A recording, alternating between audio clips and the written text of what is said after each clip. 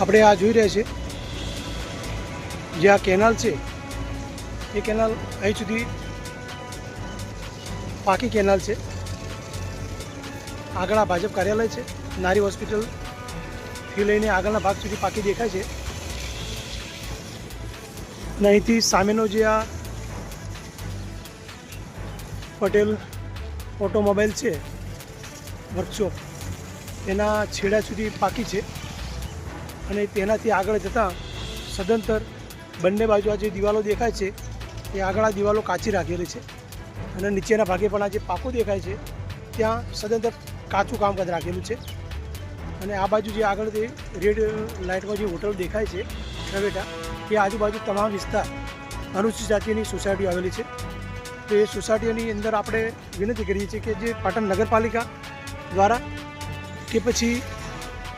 Narmada canal વિભાગ દ્વારા જો આ ગટર આ લાઈન કેનાલોનું કામ કરવામાં આવ્યું હોય તો અહીંયા સુધી પાકું રાખીને આગળ સુધી કેમ આગળથી શ્રી પદ્મનાથ ચોકડી સુધી કેમ કાચું રાખ્યું છે તે આ લોકોને વિનંતી કરીએ છીએ, બંને નર્મદા નિગમ અને પાટણ નગરપાલિકાને, કે ભાઈ આગળ જે આ નર્મદા કેનાલની જે લાઈનો ખુલ્લી રાખવામાં આવી છે તેને પાકી કરી અને આ જે લાઈન અત્યારે ખુલ્લી રાખવામાં આવી છે એની પર સેફટી દિવાલો બનાવવામાં આવે, જેથી ભવિષ્યમાં કોઈ ઢોર ઢોકર પશુ પક્ષી અંદર પડે નહીં, કોઈ નાના છોકરા રમતા આવતા હોય તો પડે નહીં અને કોઈ ભવિષ્યમાં કોઈ હાનિ થાય નહીં। તે માટે આપણે આ વિડીયોના માધ્યમથી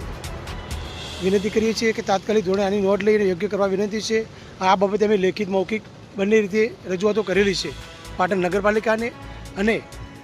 પાટણના નર્મદા કેનાલ વિભાગ જે આવેલો છે 5 નંબર એમાં પણ આપણે રૂબરૂ મળીને વિનંતી કરેલી છે કે આની નોંધ લેવી। અને આપણને પત્રમાં જવાબ આવેલો છે કે આ કેનાલનો યુઝ ખાલી ને ખાલી નગરપાલિકા કરે છે, તો આનો સાર સંભાળ કરવાનું કામ તમામ જવાબદારી પાટણ નગરપાલિકાની આવે છે। જો પાટણ નગરપાલિકાની જવાબદારી બનતી હોય તો અમે આ વિડીયોના માધ્યમથી પાટણ નગરપાલિકાને પણ કહેવા માગીએ છીએ, જો તમારી જ જવાબદારી બનતી હોય તો બાકી રહેલો ભાગ આપણે જોઈએ છીએ આ રોડથી આગળના ભાગે હજુ બાકી છે જે રવેટા હોટલથી લઈ અને પદ્મનાથ ચોકડી સુધીનો વિભાગ, એ વિભાગને પણ આરસીસી બનાવી અને સેફટી દિવાલો બનાવી આપે કે જેથી ભવિષ્યમાં કોઈ જાનહાનિ થવાનો ભય ના રહે। બસ આ જ વિડીયોની માધ્યમથી આપણે વિનંતી હતી જેની નોંધ લઈ અને યોગ્ય નિરાકરણ લાવશો એવી આશા રાખીએ છીએ।